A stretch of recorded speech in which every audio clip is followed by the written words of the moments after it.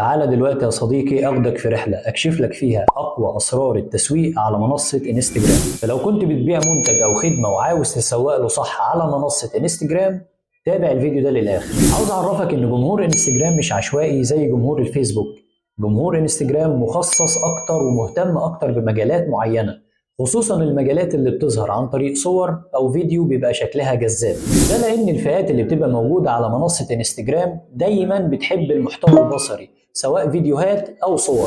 فلو البيزنس بتاعك واحد من المجالات دي، لازم يبقى عندك حساب بروفيشنال على منصة انستجرام. الموضة مثلا بمجالاتها المختلفة، سواء ملابس او اكسسوارات او شوز، الاكل والمطاعم والوصفات، الموبايلات واكسسواراتها، تنظيم المناسبات زي الخطوبة وسيشن الافراح وكتب الكتاب، او مجال زي الهاند ميد مثلا. مش عايزين ننسى كمان مجال زي تنظيم الحفلات او السفر والسياحة والديكور والتصميم الداخلي والتشطيبات. واي حد عنده منتج جديد لسه نازل السوق عاوز يصور طريقة استخدامه او طريقة تشغيله. فلو انت واحد من المجالات دي، هعرفك في الفيديو ده ازاي تحول حسابك من حساب شخصي الى حساب احترافي عشان تبدأ تسوق عليه للمنتج او الخدمة اللي بتقدمها. كمان هنتكلم عن استراتيجية تزود لك الاورجانيك ريتش والتفاعل على الاكونت بتاعك بدون ما تصرف جنيه واحد على الاعلانات الممولة. وطبعا مش هننسى اهم الخطوات اللي لازم تخلي بالك منها عشان تتجنب الحظر على منصة انستجرام. ودلوقتي هيبقى معاك الخطة كاملة، لازم تجربها وتقول لنا في الكومنتات الخطة دي وصلتك لإيه. تعالوا مع بعض نتعرف عن أهم النقاط الأساسية اللي لازم تكون في بالنا وإحنا بنهيئ حسابات انستجرام بتاعتنا للتسويق من خلالها. أول نقطة معانا إننا بندخل على الأكاونت الشخصي بتاعنا زي كده، بندخل على إيديت بروفايل، بنتأكد أول حاجة إن البروفايل بتاعنا بيزنس أكاونت. هنا هتلاقي سويتش تو بيزنس أكاونت، المفروض لو هي مش كده مش هنستخدم البيرسونال ومش هنستخدم الكرييتور، عشان لو حبينا بعد كده اننا نعمل اعلانات ممولة هنعملها من خلال البروفيشنال اكاونت، زائد انه بيضيف لينا معلومات اضافية. طيب، وبعد كده بندخل على edit بروفايل. اول حاجة هتواجهنا هي اليوزر نيم او الاسم بتاعنا، سواء كان الاسم ده لشركة او لبراند شخصي. لو لبراند شخصي هنحاول نحط الصورة لصورة شخص، يعني صورته هو واسمه هنا البراند الشخصي بتاعه. لكن لو صورة شركة أو مؤسسة بنحط الاسم بتاع الشركة زائد اللوجو. نراعي إن اللوجو ده الألوان اللي موجودة جواه هي نفسها اللي هنستخدمها في عمل البوستات بعد كده. ليه؟ عشان نحافظ على الهوية البصرية بتاعت الشركة، وعشان لما يشوفوا الصورة معمولة بالشكل الفلاني ده يعرفوا إن الصورة دي تابعة لشركة كذا من خلال الشكل الخارجي بس. زي إعلانات فودافون كده، لما بنشوف اللوجو اللي لونه أحمر أو البوستات اللي لونها أحمر بنعرف بشكل لا واعي إن الصور دي أو الإعلانات دي موجهة لشركة التليفونات أو شركة المحمول فودافون. بعد كده بندخل على البايو. طبعا لازم البايو يكون أقل من 150 حرف، فبنكتب يعني معلومات زي كده بحيث إن احنا ندخل على بروفيشنال أكاونت وبنضيف الإيميل البروفيشنال بتاعنا، وفي نفس الوقت بنضيف الكاتيجوري إن احنا شركة في إيه بالظبط، ونضيف إن الكاتيجوري ده يكون ظاهر. بنضيف رقم عشان يكون هو واتساب نمبر بحيث ينقل العملاء لو عنده استفسار عن حاجة معينة للواتساب على طول. بنضيف رقم تليفون لو حب كمان يعمل كول أو تكست. دخلنا هنا عشان نشوف دراسة الحالة للشخصية دي، هلاقي إن الشخص ده عامل بيرسونال براند. البيرسونال براند بتاعه متعلق باسمه وبصورته والمجال اللي بيشتغل فيه أو الوظيفة اللي بيعملها. بعد كده بدأ في البايو بتاعه يقول أنا هساعدك في إيه أو أنا هقدم لك إيه، وفي نفس الوقت يحط رابط إلكتروني للموقع الإلكتروني بتاعه. بعد كده بيجي في المنطقة دي اسمها هايلايت، بيبدأ ينشر فيها زي استراتيجيات أو تريكات معينة في شغله بتكون جابت تفاعلات كتيرة في الفترة اللي فاتت، فبيبدأ إن هو يسيبها على الهايلايت بحيث إن أي يوزر جديد يدخل يبص على المعلومات دي ويشوف إن المعلومات دي ذات قيمة ليه، فيبدأ يستفيد من خلالها. طيب، بعد كده لو نزلنا تحت هنلاقي ان البوستس بتاعته نفس الالوان يعتبر نفس الالوان ونفس الهوية البصرية في اغلب البوستات بتاعته او المنشورات بتاعته. زائد ان هو بيقدم نصائح، يعني هنا مثلا 3 اسرار لزيادة التفاعل والارباح. لو دخلنا على حاجة زي كده هنلاقي ان هو كاتب العنوان بتاع الفيديو بتاعه زائد كاتب الهاشتاجات. طبعا قلنا ما ننساش موضوع الهاشتاجات لأنها مهمة جدا. هنا هو بيقدم خبرة معينة أو تركاية معينة في شغله، وفي نفس الوقت كاتب الهاشتاجات بتاعته. انزل على اللينك اللي موجود أسفل الفيديو ونحمل البرنامج الخاص بالتسويق على انستجرام المقدم من دكتور فرفر. بعد ما نحمل البرنامج ده بنعمل له فك ضغط وبنثبته زيه زي أي ابلكيشن عادي. نقفل الويندوز ديفندر أو الويندوز سيكيورتي عشان البرنامج يشتغل معانا بشكل كويس خالص بدون أي مشاكل. والبرنامج فتح معانا بالشكل ده. بندخل على لوجين، بيقول لي عايز تسجل بشكل مانوالي، بنسجل بشكل مانوالي. بنكتب اليوزر نيم والباسورد الخاص بأكاونت انستجرام اللي احنا عايزين نسوق عليه، بس أنا عشان داخل قبل كده فالأكاونت شغال بشكل طبيعي. دي الإعدادات بتاعة البرنامج. احنا ممكن في البداية كده بنحاول نجمع أسماء حسابات مهتمين بحاجة معينة. طيب ممكن نجمع الحاجات دي من خلال ايه؟ أول حاجة من خلال الحتة دي اللي هي get users from hashtag. get users دي إن احنا نقدر ناخد مستخدمين من خلال هاشتاج معين. طيب لو هنكتب الهاشتاج ده باللغة العربية يبقى لازم مثلا يعني عايزين تصميم، مثلا كلمة تصميم.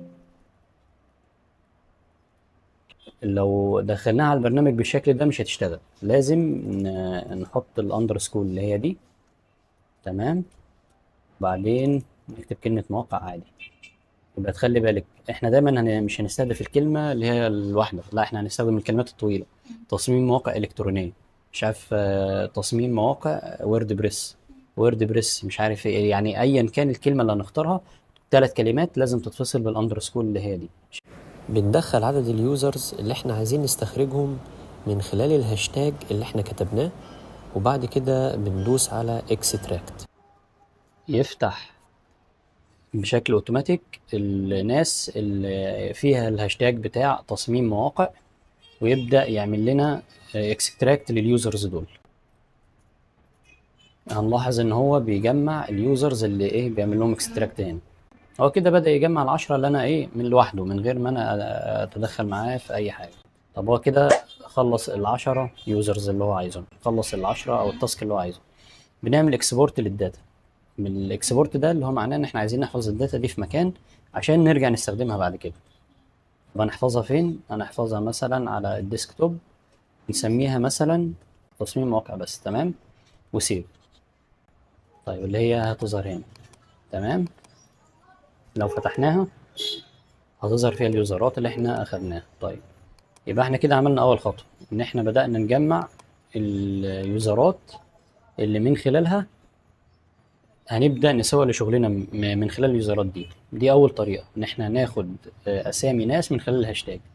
طيب في طريقة تانية ممكن نعمل ايه دلوقتي. مثلا واحد بيصمم مواقع موجودة على انستجرام، مثلا عنده 2000 متابع.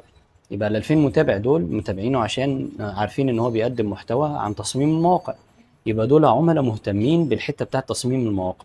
مثال تاني، حد بيقدم محتوى عن العقارات ومتابعينه 10000 واحد، يبقى المتابعين دول مهتمين بالعقارات. على الاوبشن التاني ده اللي هو جيت فولورز فروم يوزر، اخد المتابعين اللي موجودين عند اليوزر ده، اكتب انا اسم اليوزر اللي انا عايز استهدفه، وهو هيجيب لي متابعين خاصين باليوزر ده. مثلا هناخد اليوزر ده مثلا. تمام.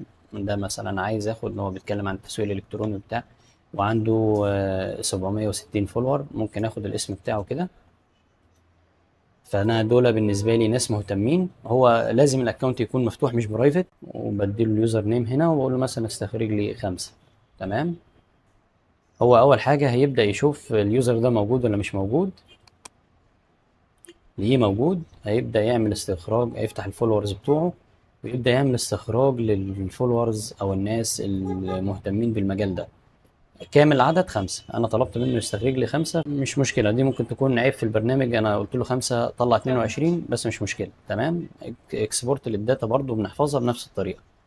اول حاجه عملنا من الهاشتاج، تاني حاجه من يوزر معين، تالت حاجه من الفولوينج. ممكن تلاقي شركه مثلا عامله فولو لشركات اكبر او لناس اكبر، او لناس مثلا شركه في اداره الاعمال، فكل الناس اللي هتتابعهم او هتهتم بيهم ناس بيتكلموا في مجال اداره الاعمال او منافسين، او ناس ممكن يكونوا ذو اهميه لينا احنا.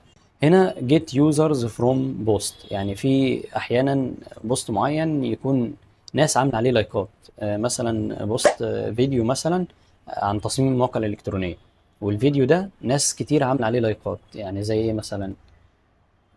نرجع انستجرام مثلا، الفيديو ده تمام، ده بوست يعتبر. احنا لو عملنا هنا كوبي لينك، الناس اللي عامله لايكات اللي هم ال 13 دول، المفروض لما اجي هنا اقول get users from post، انا حطيت اليو ار ال بتاع البوست تمام، بعدين اقول له extract. هو هنا محدد الماكس بتاعي 100 تمام، مش هيقدر يستخرج اكتر من كده، واقول له extract. يبقى دي كلها الطرق اللي احنا ممكن من خلالها نستخرج يوزر مهتم بالعقارات، مهتم بالتسويق الالكتروني، مهتم بتصميم المواقع، مهتم بالجرافيك والصور ومش عارف وايه والكلام ده كله، او مهتم مثلا بالاحذيه بالملابس، ايا كان. طالما انا عندي اسماء ناس مشهورين او هاشتاج معين ممكن امشي وراه او حاجه زي كده، خلاص يبقى انا كده ايه، فهمت الفكره او الاسلوب اللي انا من خلاله استخرج يوزر مهتمين بالمجال ده. تمام. طيب انا حته الهاشتاج دي ممكن استعين بحاجه تساعدني في موضوع الهاشتاج. اول حاجه بقولها له، تخيل ان انت الشخص المعين ده، ان انت مثلا دكتور، ان انت مهندس، ان انت مسوق الكتروني. بعد كده بديله سنين خبره، بقول له بخبره مثلا 10 سنين. تمام، بقول له تخيل ان انت الحاجه دي وعندك خبره 10 سنين، بيطلع لي افكار بتساعدني في حته ايه، ان انا احطها في الحته بتاعت الهاشتاج اللي هنا. الواحد ما يبقاش عارف مثلا ايه الكلمات اللي يبحث عنها، لا احنا من خلال شات جي بي تي بنحاول ان هو يدينا افكار عن اشهر العقارات اللي موجوده في مصر، او الافكار مش عارف، عقارات المعادي، عقارات 6 اكتوبر، عقارات الشيخ زايد. معنى ان في ناس اتكلمت في الموضوع ده يبقى في ناس مهتمه بالحاجات دي. تمام. وهكذا ايا كان. احنا دلوقتي جبنا اليوزرات معانا متسجلين في ليست، انا المفروض هعمل ايه او هسوق ازاي، او ده هيفيدني في ايه؟ طالما اليوزرات دول مهتمين مثلا بحته تصميم المواقع الالكترونيه، خلاص يبقى دول كده عندهم الاهتمام بحته تصميم المواقع الالكترونيه. فلو انا بقدم خدمه ليها علاقه بتصميم المواقع الالكترونيه، بنسبه كبيره الناس دي هتكون مهتمه بنفس المحتوى.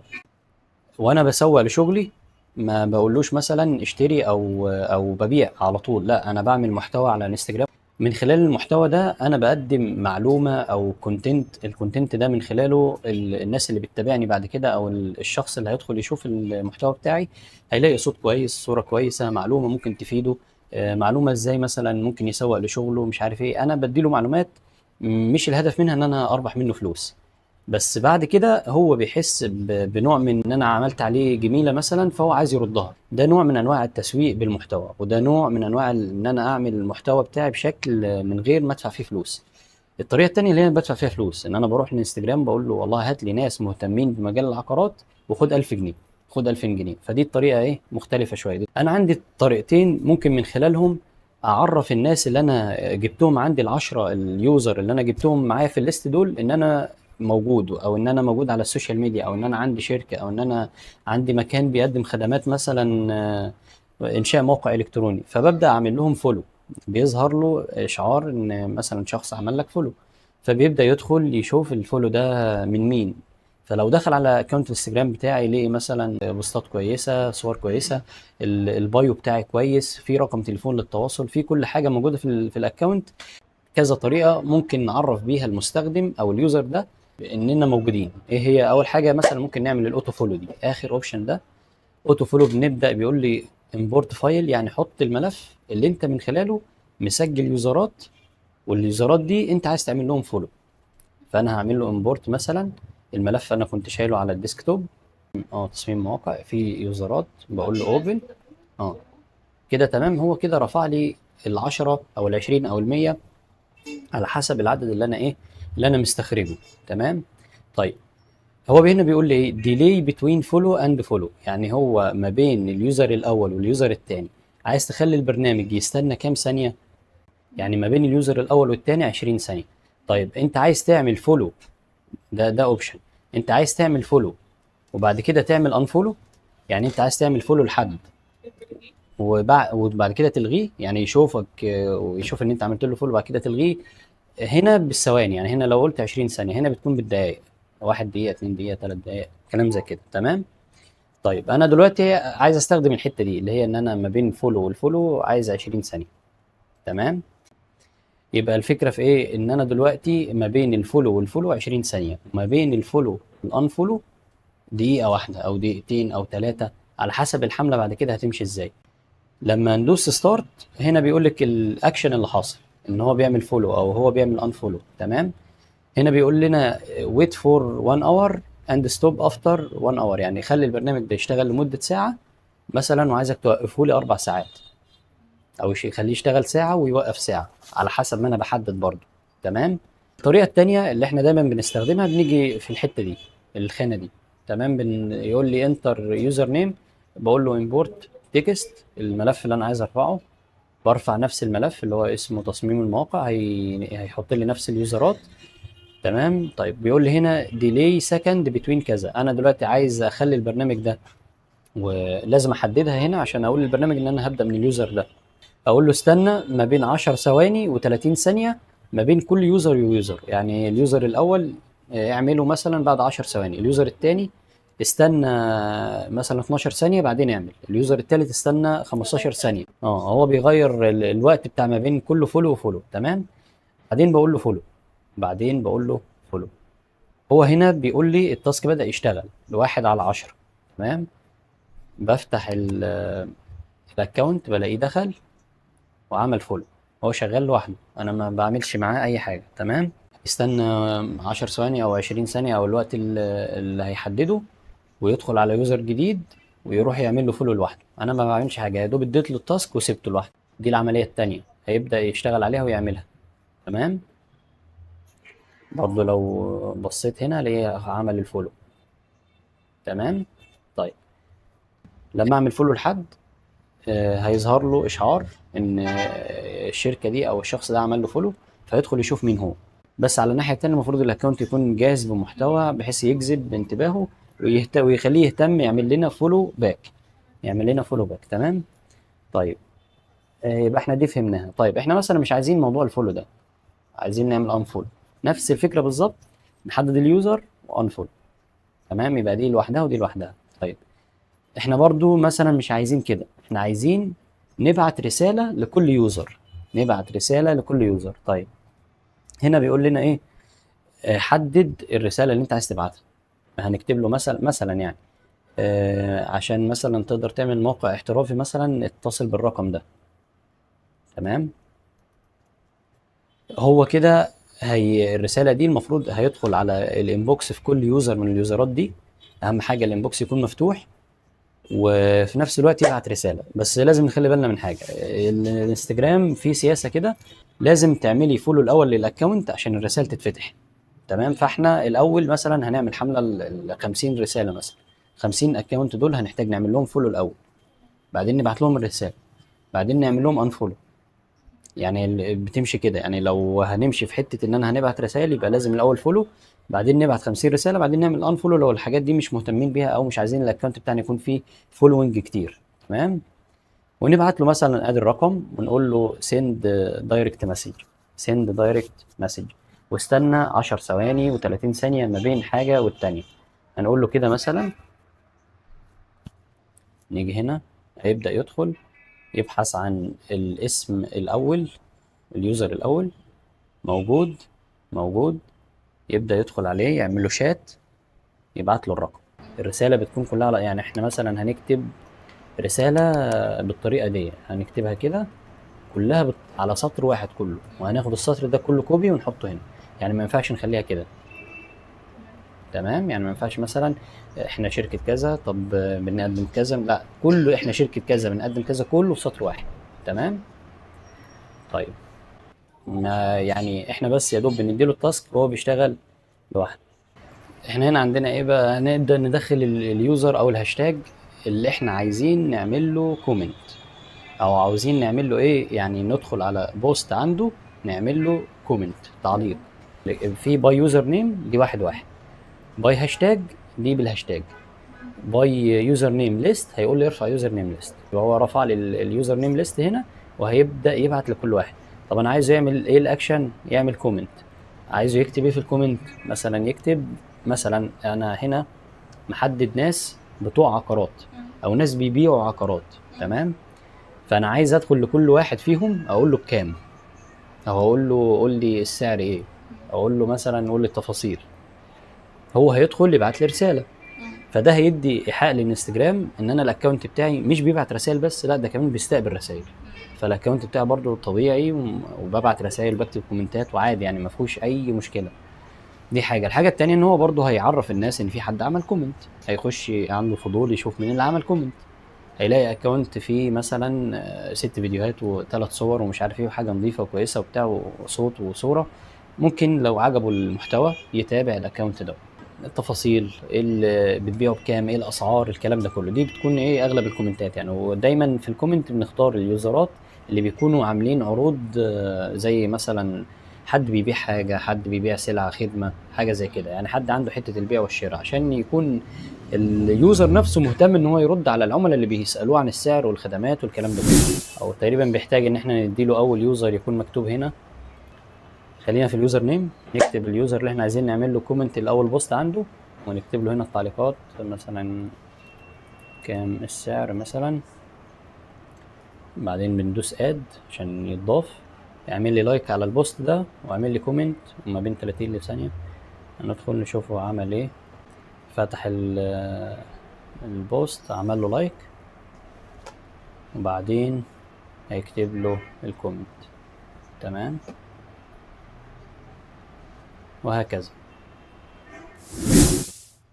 انت بتبداي مثلا اول يوم المفروض في الساعة نعمل 120 لايك، ما نتخطاش الرقم ده في اليوم من 300 ل 500. فاحنا في الحتة بتاعت اللايكات دي ممكن مثلا في اول يوم كبداية بنبدأ ب10، اليوم التاني مثلا بنبدأ ب20، التالت بنبدأ مثلا ب30. احنا بنحاول نزود تدريجيا كل يوم، بحيث ان احنا في الساعة ما نتخطاش ال 120 وفي اليوم ما نتخطاش ال 300 ل 500. بس بنبدأ بالتدريج، يعني برضو ما بنبدأش مثلا اول ما انا في الساعة بيديني 120 ما ببدأش انا ب 100، لان الاكونت بيكون لسه جديد. انستجرام ممكن يكتشفوا ان هو سبام او حاجة زي كده، فببدأ بال10 او بال20، بعد كده استنى ساعتين ثلاثة وممكن اكرر نفس التاسك تاني برقم اكبر، وهكذا، بحيث ان انا يوميا ما اتخطاش ال 300 ل 500. التعليقات 200، انا ببدأ ب10 تعليقات في اليوم مثلا، بكره ابدا ب 20، بعده ب 30، ما تخطاش 200 في اليوم، تمام؟ ما بين كل تعليق وتعليق يفضل ان يبقى فيه 30 ثانيه، يفضل 60 ثانيه، 120 ثانيه، براحتك. اوكي كده انت مش هتبقى انت هتدي التاسك وهو مع نفسه، تمام؟ طيب متابعه الحسابات اللي هي الفولو، المفروض في الساعه ما تتابعيش اكتر من 10 حسابات، في الساعه ما تتابعيش اكتر من 10 حسابات، في اليوم كله 100 حساب. طيب انا دلوقتي عايز في البدايه اعمل ايه؟ اول ساعه مثلا في اليوم النهار كده اخش اتابع 5 حسابات، وقبل ما امشي بالليل اتابع 5 حسابات. تاني يوم اول ساعه اتابع 5، تاني ساعه اتابع 5، تالت ساعه اتابع 5، بحيث ان انا برضو في اخر اليوم ما اوصلش للليميت ده، عايز اكون اقل منه عشان ما يتمش اكتشافي ان انا ايه سبام. لان خلي بالك انا اقصى عدد المفروض متابعين ليا بيكون 7500، فانا بعد فتره اجي اجمع ليست من الناس اللي هي ما عملتليش فولو باك واعمل لها انفولو، عشان ابدا اضيف ناس جديده تهتم او تعرف المنتج بتاعي او الخدمه بتاعتي واعمل لهم فولو، تمام؟ الغاء المتابعه برضو في اليوم في الساعه ما يزيدش عن 60، بنبدا برضو ب10 في الساعه، بعد كده تاني يوم 20 في الساعه، ما نحاولش نوصل ل60، يعني نخلي الرقم بتاعنا على، فاهمه ولا تمام؟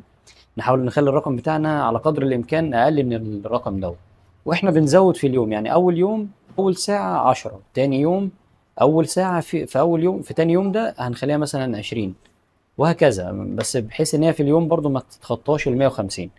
الرسائل اللي انا ممكن ابعتها للناس ما تزيدش عن 50، تمام؟